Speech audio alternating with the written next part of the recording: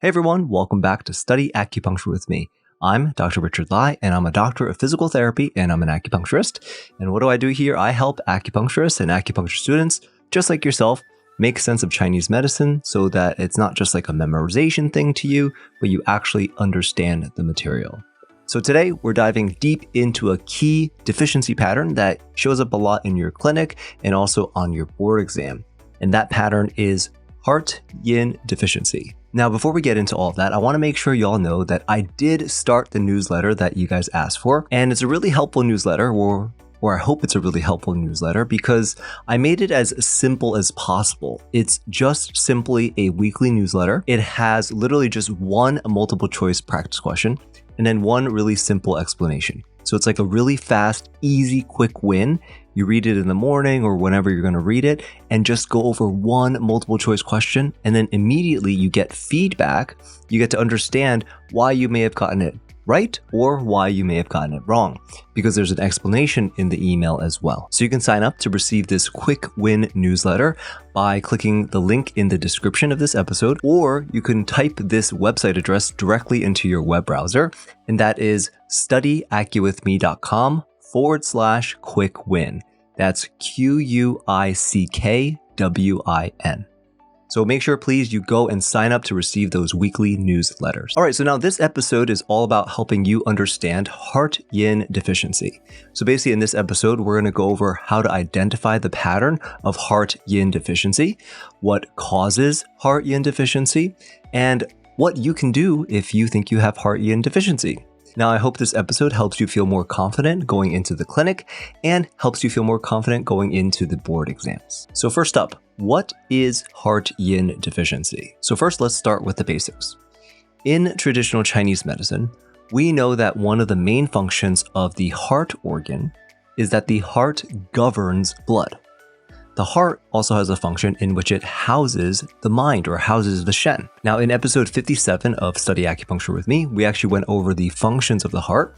So if you want to get into a deep dive of the heart functions, you can click on the link in the description of this episode as well. But overall, in terms of the heart function, we know that it houses the Shen, or the spirit, and the Shen, or the spirit, is in charge of our consciousness.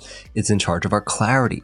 It even actually has influence over our sleep and even our emotions. So in this episode, we're talking about yin deficiency of the heart. And when we talk about heart yin, we should also talk about heart yang. Now, these two things, they are actually antagonistic and they complement each other in terms of the aspects of the heart function. Now, on one hand, heart yang. Heart yang is like the physiological side of the heart.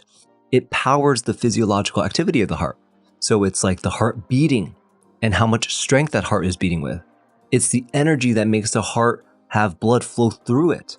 It's the activity side of your consciousness, and it's the activity side of your mental state. That's all heart yang. Now with heart yin, this is what causes your heart to slow down in terms of its beat. It's what makes your mental state calm. It's what keeps your mental state just passively active. And it's what gives you your consciousness, like the state, like the physical presence of your consciousness. Heart yin is also what anchors and what nourishes your heart, and it prevents your heart actually from becoming too overactive or hyperactive. And so with that being said, when there's heart yin deficiency, which is what's supposed to nourish and anchor your heart, when that heart yin is deficiency, there's this lack of this counterbalance. And that's what causes the heart to have those seemingly hyperactive or excess type symptoms in heart yin deficiency. Like, for example, there could be empty heat, so there's heat signs, there's night sweating, there's fidgetiness, uneasiness, anxiety. These are things in heart yin deficiency. So rather than having a calm and passive mental state, with heart yin deficiency to be specific, that's why you get the mental restlessness. That's also why you can also get poor sleep. So now let's talk about how do we recognize the signs and symptoms of heart yin deficiency in a patient in front of you or on the exam. So here on the screen, I'll put some classical signs of heart yin deficiency, which includes things like palpitations, insomnia, dream-disturbed sleep, being easily startled, anxiety, restlessness, poor memory, mental agitation, uneasiness, fidgetiness, dry mouth, dry throat, And these things actually happen especially at night. And then, of course, yin deficiency, there's night sweating. And then when you look at the tongue is going to be normal colored without coating. And that's a very good telltale sign that it's yin deficiency. And how you know that it's heart is that there could be a possible deep midline crack that reaches all the way to the tip. Now, when you palpate the pulse is going to be floating, it's going to be empty, and possibly there could also be a rapid quality. Now, if there's a rapid quality, that means that there's heart yin deficiency with empty heat. And then when you look at the tongue, if the tongue is normal colored without coating, that's how you know that it's just yin deficiency. But if the tongue body color has changed and it's red, so it's a red tongue body color without coating, that's how you know it's yin deficiency with empty heat. And so now in terms of the pulse, what is a floating empty pulse? Now, a floating empty pulse, when you see that written, when you feel that in the clinic, that is your typical textbook yin deficiency pulse. And with floating empty, this is where it's floating, so it's superficial. It's in the superficial layer of your pulse. When you press down, or actually, when you barely press down, you're going to feel it. That's floating. Now, when you press down a little bit further, it's going to feel weak. It's going to feel empty, meaning it's a yin deficiency type pulse. And so when you combine this floating empty pulse with that rapid quality too, then that's how you know that you're dealing with a possible yin deficiency issue with empty heat. And then so for those of you listening to this while you're in the car or while you're doing chores, what I like to do for this episode is actually I will say the manifestation and then you just try to say it to yourself without looking too crazy. All right, so let's try that together. Ready? Heart yin deficiency, the manifestations, they include palpitations, insomnia, dream disturbed sleep, poor memory, being easily startled, anxious, mental restlessness, uneasiness and fidgetiness, dry mouth, dry throat, remember, especially at nighttime, and then night sweating. So as you can see, we have some very typical yin deficiency manifestations, like for example, the night sweating. You also have other clear indicators that the heart is involved because, for example, the first thing you see is palpitations. When you see palpitations on your board exam question, that's a sign that you should be looking for other heart manifestations. That's a sign that you should be thinking the heart must be related here. And then you have the mental restlessness, which with heart yin, it's supposed to be what's nourishing and anchoring the heart. And heart yin is what balances the heart yang. And so if there's a lack of heart yin, the heart yang is going to be allowed to be more uncontrolled. And so what we talked about before with how the heart, it houses the shen. It's in charge of our consciousness. It's in charge of our mental state. So when there's this lack of heart yin, the mental state is going to tend more towards like those excess type symptoms like the anxiety, the mental restlessness, the uneasiness, the fidgetiness, and even your sleep could be involved. So there could be dream disturbed sleep. Now here with sleep, there's an interesting thing. There's an interesting differential diagnosis with insomnia in heart yin deficiency and insomnia in heart blood deficiency. Because if you look at those two patterns, there's actually an overlap with insomnia. It's in both. So how do you know if the insomnia is related to heart blood deficiency or if it's related to heart yin deficiency? Well, the answer is how they present. So with a heart yin deficiency, the insomnia that comes with that, that's where they're going to have a hard time falling asleep. But on top of that, they're also going to wake up a lot in the middle of the night.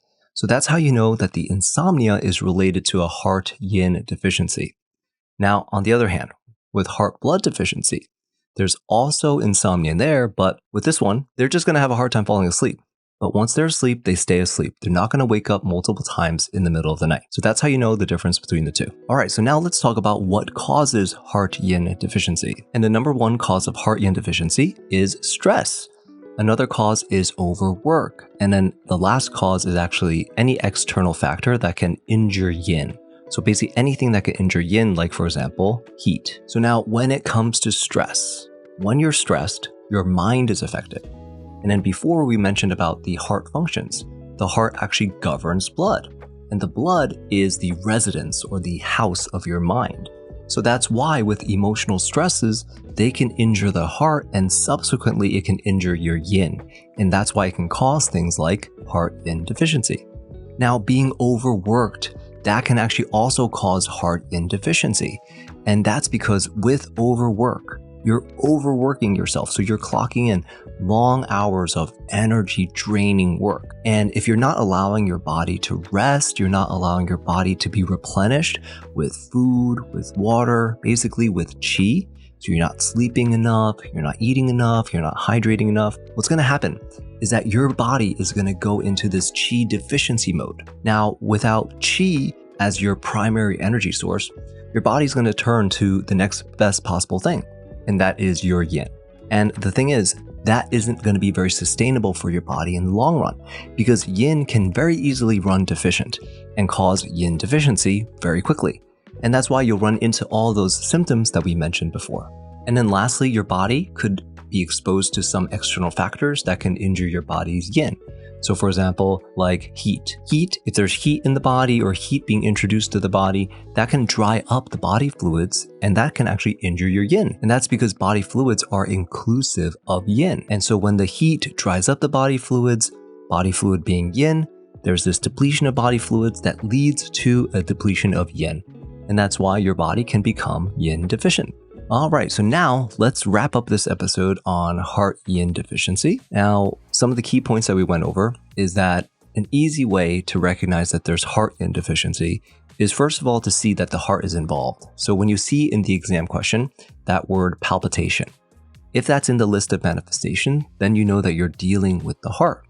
Then if you see other manifestations like mental restlessness, uneasiness, poor memory, things that are mind related to the blood, related to the mind, that's also how you know that you're dealing with the mind, which is governed by the heart. And then lastly, how you know that it's yin deficiency is that you see typical yin deficiency manifestations, like for example, night sweating. You would also see other typical yin deficiency manifestations like the dry throat, the dry mouth, and that's because the yin of the body is deficient and yin is nourishing, yin's what keeps everything all moist. And so when there's yin deficiency, that's why you have dry mouth and dry throat. Now, the cherry on top of all of that would be to look at the tongue. And the tongue, it would be a normal colored tongue without coating. That lack of coating, that no coating, is the textbook definition of yin deficiency. And then if you see this floating empty pulse, that's also a textbook definition of yin deficiency. And because you listened to this episode, you also know the differential diagnosis between yin deficiency with empty heat. Now, with yin deficiency, it's just normal colored tongue with an empty coat. It's just floating empty pulse. But if there's yin deficiency with empty heat, then the tongue body color changes. It changes to red. And then also the floating empty pulse, that stays the same. There's also though this extra quality, which is that the pulse is rapid. That's right. And now with empty heat, you'll see manifestations like, for example, mouth flush. That's a very typical empty heat manifestation. You also see a feeling of heat in the evening or the afternoon. They'll feel hot and bothered. They'll have this 5-palm heat as well. And then again, when you look at the tongue, it's going to be red without coating. When you look at the pulse, there's going to be this floating empty pulse that also has a rapid quality to it. All right, so that's a general overview of yin deficiency or heart yin deficiency and empty heat. And this heart yin deficiency is actually pretty common amongst a lot of people, even ourselves, because of what it's caused by. It's caused by emotional stress and it's caused by being overworked. That's just what yin deficiency is caused by overall. And that's all of us. We're all stressed and we're all overworked. So now what can you do? Now, the first thing you can do is if you're not seeing an acupuncturist, you should make an appointment with your friendly neighborhood acupuncturist, and they can actually work out a treatment protocol that's specifically tailored for you that can help your body get back on track. And at those treatments, they will use some points like, for example, Ren 4 or Ren 14 or spleen 6. These are all really great points for nourishing the heart and nourishing yin. All right, so that does it for this episode of Study Acupuncture with me. I hope that this gave you a clearer understanding of how to recognize heart yin deficiency and just how to think through heart yin deficiency. If this helped you, let me know in the comments. Even share this episode with a friend, especially if you know that they're studying for the boards or they're just interested in acupuncture altogether. And before I let you go, I want to remind you of that newsletter. So make sure if you want a weekly win, you want one question, one explanation in your inbox every single week, just go to www.studyacuwithme.com/quick win.